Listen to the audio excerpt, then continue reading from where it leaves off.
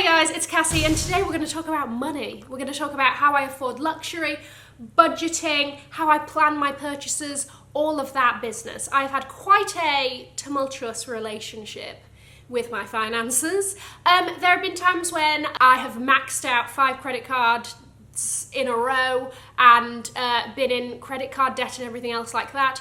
Thankfully, I'm very much out of that, and I would say I'm a little bit more responsible, okay? I'm a little bit... I've got a process now. Do I follow it? Is a different question, but I'm hoping that I might be able to share some tips. Look, it's not all that easy to be best behaved with your money, okay? Because there's a lot of temptation. But hopefully today I might be able to give you tips or things that you are like, oh, actually that might be easy to implement in my life or whatever, or just let you know how I plan my purchases and all of that good stuff. Guys, if you are new here, my name is Cassie and I'm a self-diagnosed luxury addict. I put out videos on Mondays, Wednesdays and Fridays. So if you like luxury fashion, then you're probably going to love it here. So head down there, subscribe, turn on the bell, become a member of our luxury addicted family. When are we going to rehab? Never. Guys, are you ready? Let's go. Also, I'm very clearly in a hotel room, hence this rather interesting curtain pattern. Okay, so I've split this into 3 sections. Section number 1 is budgeting and saving. Now, before I get into it, I do just want to acknowledge that everybody's finances are very different. People have dependents, different incomes, different types of incomes, consistent, inconsistent, all of that business. So by no means am I saying that this is the right way of doing things. I myself am still figuring things out, okay? But I'm just hoping to share, maybe there are some ideas, things like that. I'm not saying that this will work for everybody's finances, but maybe you can adjust it to fit yours if you like the idea, kind of thing. I'm by no means a financial advisor, okay? I'm the furthest thing from it, okay? I love spending money, okay? But this might be helpful. Okay, this is something that I used to do when I had, like, I was in a normal job, or like a proper job, where I, you know, had like consistent income. I'd heard about this thing called the rule of thirds, which was you take your take-home pay and you split it into 3 parts. You split it into thirds, Cassie, come on. The first third being rent and bills. The second third being living expenses of the month, like food, the odd trip to the cinema, dinner out with friends, whatever. And then the final third was saving. Now, I personally like this method because it was very clean cut to me, as in like, right, the money comes in, bish bash bosh, put that in this account, this and this account, this and this account, done. I don't think about it and everything else. So I found that really easy to follow. Now, since I changed into being a full-time YouTuber, I do have like inconsistent income and different kind of income streams. It's not as easy to have like one paycheck coming in, splitting it out kind of thing. So now I do this method, which is I have a spreadsheet where I literally map out every single month and I will predict what I'm going to make for the year. So I do this at the beginning of the year and I will predict what I am going to make each month. I will then minus any bills, rent, kind of regular payments, subscriptions, all of that business. My gosh, they suck you dry, don't they? Netflix. Wow. I will then also minus, okay, how much can I happily live on for food, like I said, little trips to the cinema, all of that business, and then there's a number left over. Then all of those little leftovers of each month added up together will be what I can realistically save this year. If I'm good, if I'm, you know, nothing crazy happens, blah, blah, blah, okay? I am somebody who I would like to save, but I would also like to be able to spend on luxury items. So then I go through and I'm like, okay, what frequency do I think is a good amount for me to buy a luxury item? By the way, that luxury pot could be luxuries, it could be a holiday, whatever, okay? Let's take for an example once every quarter, okay? Once every quarter, I'm gonna buy myself a little something.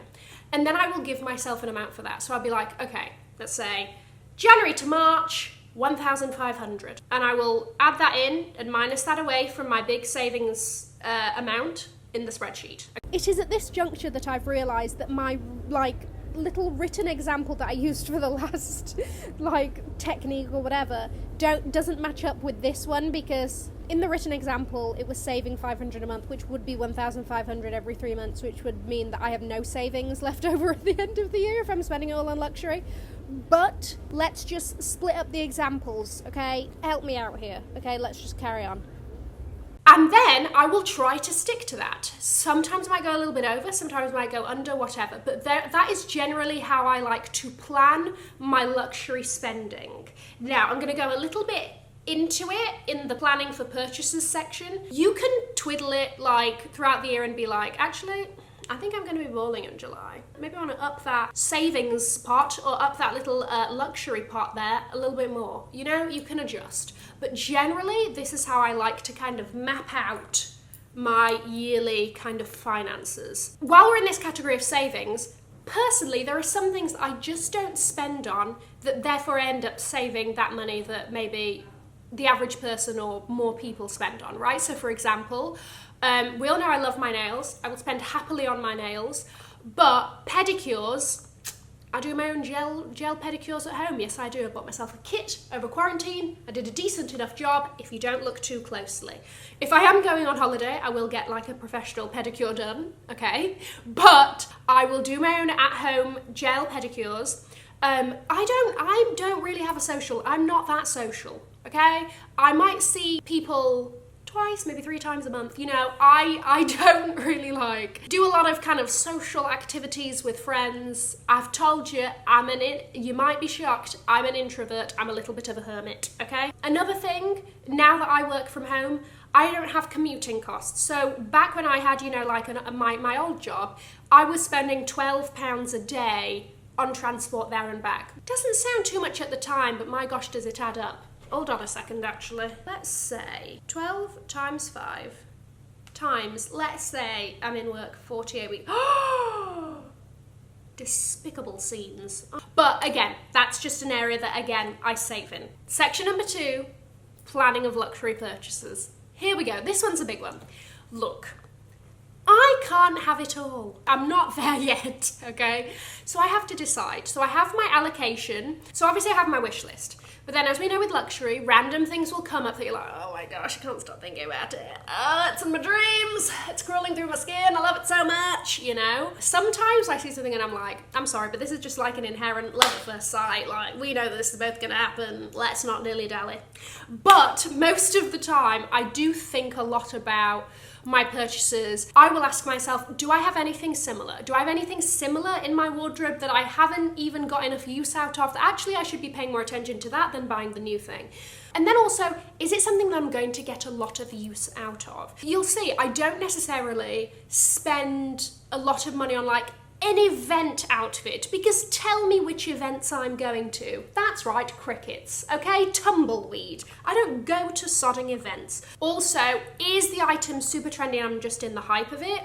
Or is it super trendy but I don't care because I love it so much that even after the hype is gone, I'm still gonna love it? So I like to give myself a little bit of time to sleep on it. Have I completely forgotten about the item by the next couple of days, you know? With the new pink Chanel bag that I just bought, literally for like 3 weeks to a month, I was like, I could pull out some looks with that bag. Oh, we could do bad things together, you know? I'm somebody who, I don't really sell my stuff. So this is a long-term commitment, okay? We're jumping into a relationship together. This is not a one-night stand, this is a relationship, okay? We're not dealing with an infinite resource here, so you know what? Something's gonna win and something's not. Now, where I can plan forward, I do. So if I know that like I saw something from a runway and those pieces usually drop in August in the stores, then I'm already gonna have that allocation straight out, okay? Because I'm trying to plan for it. For example, the Gucci Balenciaga jacket that I simply must have in my life, I think it's gonna come out in September. I, based on research of like other collaborations that they've done, reckon it's going to be around the 2000 mark. Right, that allocation is already out for that. Okay, the final category that I wish to discuss is social media and luxury. I am well aware that the amount that I spend or the amount that I buy is not in any way normal. If this wasn't my job, I probably wouldn't be spending this amount, okay? Purely because I wouldn't be able to justify it. Do not get me wrong. I buy the things that I love, and you guys like see that because I cannot lie through my emotions. I will always only buy what I love, but I mean like there's a brand partnership I do where part of the deal I get paid but I also get credit. So keep that in mind when you're watching people on social media, and every week it's an unboxing and everything, and I know I've been bad, like this like last 2 weeks, I know it's been like, we've had like 2 unboxings and blah, blah, blah. It just so happened that it was like that. We both know that I don't kind of do that very, very regularly. So keep that in mind when you watch hauls and unboxing videos, you're like, oh my gosh, that person just like unboxed like 4 bags in a week, like how? And there definitely is a pressure. Thankfully, I have not succumbed / will never succumb, and I'll tell you why, to this, but there definitely is a pressure, like especially for certain very popular items that you know they're going to get a hell of a lot of views if they get unboxed, right?